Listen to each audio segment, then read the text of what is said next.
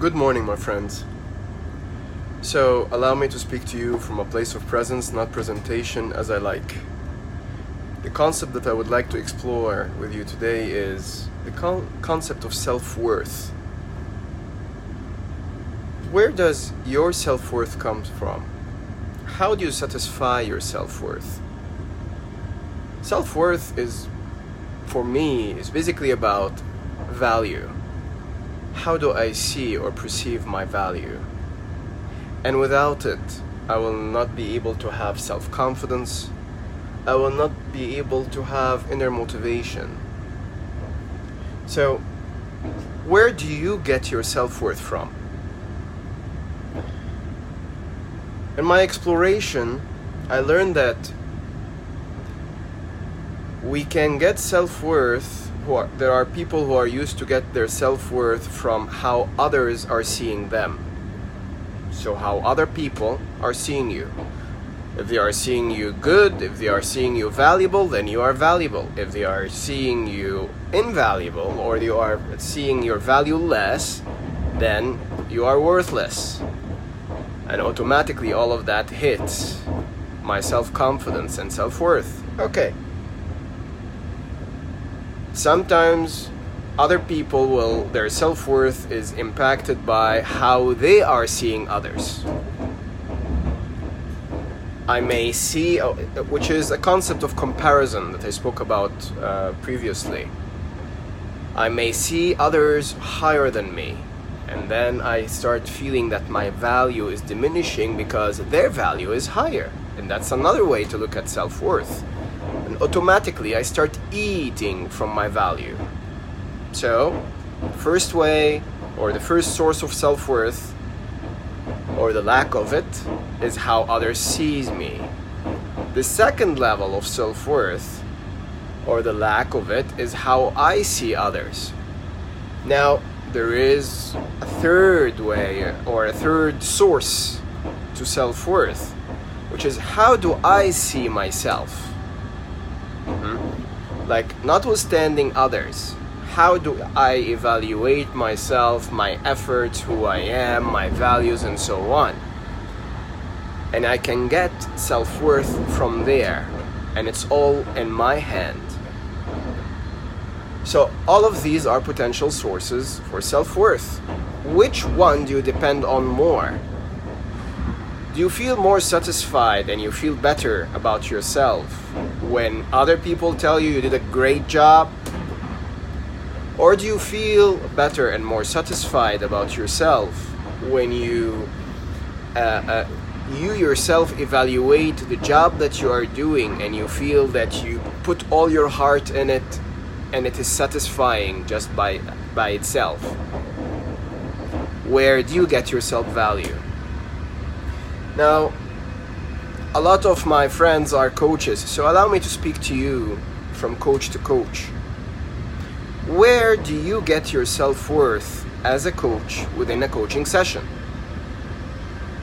When do you feel satisfied?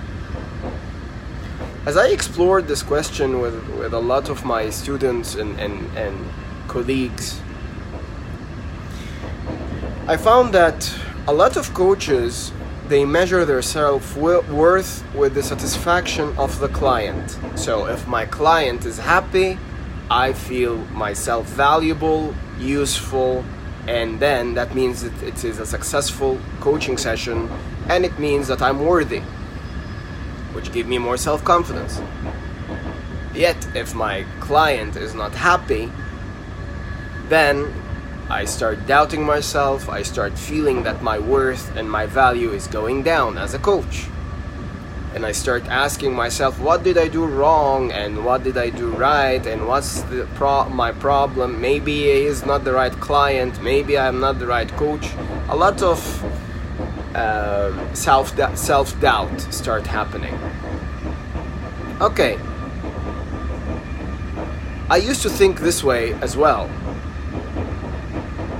Yet, after years of experience, I started understanding that actually some of the most of the best coaching sessions is the ones that keep leaving the client challenged and putting him out of his comfort zone.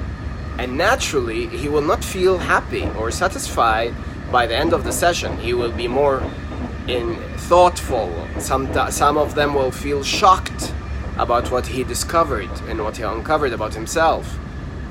As a coach, you are being a clear mirror, so you are showing him things about himself that he never even knew that it existed. So it's very normal that the client will come out of the session sometime distressed. If I feed my self-worth or satisfy my self-worth from the space of the client satisfaction, which means that he is out happy, then I will lose my self-confidence constantly whenever I will have this impact from my clients, that they are thoughtful and they are out of their comfort zone. And the result will be that I will start learning automatically, without even noticing, how to pacify my client and to help him be in a happy space.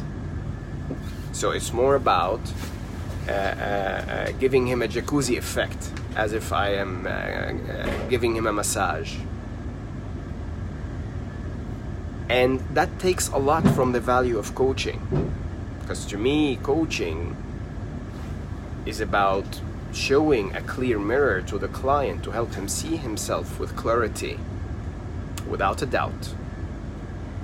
Showing him everything, the shadows and the light, the good and the bad. And obviously, it will put him out of his comfort zone because you are showing him things that he did not see before. And this is the value of coaching. When the client see this, when the client suffer from this, of course he will not be happy with me.